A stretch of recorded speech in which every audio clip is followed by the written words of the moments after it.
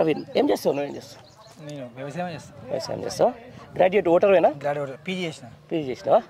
Okay, ఎట్లా second time vote చేసాం. Second time first time కూడా వేసినావా? పల్లాసార్కి వేసిన ఫస్ట్ టైం. అప్పుడు పల్లాసార్కి వేసినావు, మరి ఇప్పుడు వాళ్ళకి వేస్తావు? రాకేష్ రెడ్డికి. ఎందుకు? ఆయన వ్యక్తిత్వం బాగుంది. ఫస్ట్ ఆఫ్ ఆల్ బాగుంది. ఏం నచ్చింది దాంట్లో నీకు మంచిగా? నీతి నిజాయితీ వాడు వాస్తవం చెప్పాలంటే. ఓకే. అక్కడ మన యూఎస్ఏలో అక్కడ 7 years 15 లక్షల జాబ్ వెళ్ళిపోయి మన ప్రజల కోసం వచ్చింది కదా.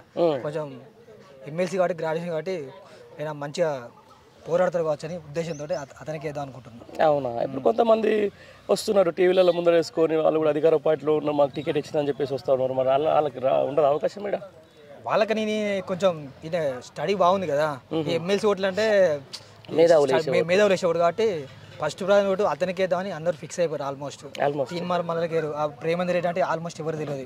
ఎందుకంటే తీన్మార్ మల్లన్నకు మరి ఇక ఆయనే 10 పాటలు తిరిగిన వ్యక్తి.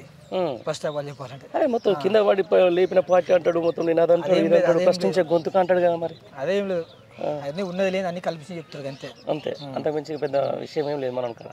అని అంటున్నాడు టీవీలో కూడా, నాకు నేను చచ్చిపోతాను బతుకుతా అది ఇది అని చెప్పేసి ఒట్లు ఇట్లు పెడతా ఉన్నాడుగా. ఇక అన్నీ ఉంటాయి కదా, రాజకీయం అంటే అంతే కదా. అంతేనా? అదొకటి తోటి చెప్తూనే ఉంటారు కదా. రాజకీయ నాయకుడా లేకపోతే జర్నలిస్టా? ఇక ఎటు కాకుండా చెప్పటట్లేదు. ఇక అన్ని ఆయనే. ఇక అన్నీ ఆయనేనా? అంతేనా?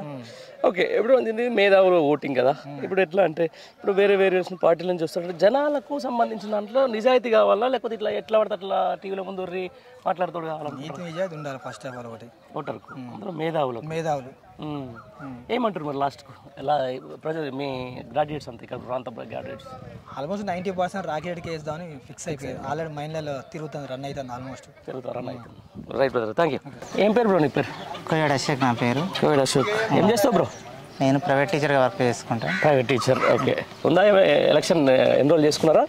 ఎన్రోల్ చేసుకున్నా, మా పేరు ఎంటర్ అయింది, ఓటు వేయడానికి సిద్ధంగా ఉన్నారు. ఇప్పుడు ఏమంటున్నారు మరి ప్రజలు? ఇప్పుడు నల్గొండ, ఉమ్మడి ఖమ్మం అండ్ వరంగల్ ఏం లేదు, గ్రాడ్యుయేట్ ఎలక్షన్లో ఏం జరగబోతున్నాను? మంచి నాయకుడిని ప్రశ్నించే వాడిని ఎన్నుకోవాలనే ఉద్దేశంతో చూస్తున్నాం.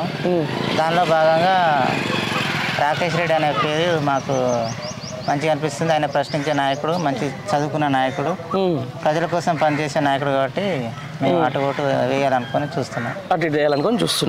ఎందుకు మరి కాంగ్రెస్ నుంచి కూడా వీళ్ళు నిలబడుతున్నారు కదా, పెద్ద జర్నలిజం అని చెప్పేసి అది చెప్పిన వాళ్ళు కూడా అది జనానికి మభ్య పెట్టడానికి. దాన్ని జర్నలిజం అనేది 4th estate మన ప్రజాస్వామ్యం, దాన్ని వినియోగించుకునే తీరులో కొంతమంది అవహేళన చేస్తుంది. అవహేళన చేసినప్పుడు దాన్ని మనం భద్రతగా దాన్ని ఏ విధంగా యూజ్ చేసుకుంటే ప్రజలకు ఏ విధంగా న్యాయం జరుగుతుంది, ప్రజలకు ఎంత ఆ యొక్క సాయం అందుబాటులో ఉంటుందో గమనించాలి. కానీ అందరికీ అందుబాటులోకి ఆ నాయకుడు అనేటోడు చేరలేకపోతాడు.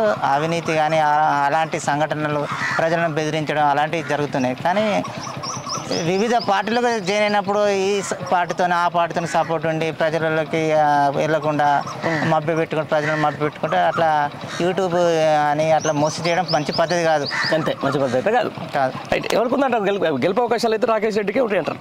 మొత్తానికైతే నాకు తెలిసి రాకేష్ రెడ్డి ఆయన మంచి విద్యావేత్త, మంచి డిబేట్లో పాల్గొంటాడు, మంచి ప్రశ్నించే గొంతు, ఆయనే గెలుస్తాడనే నమ్మకం నాకు బాగుంది. Thank you.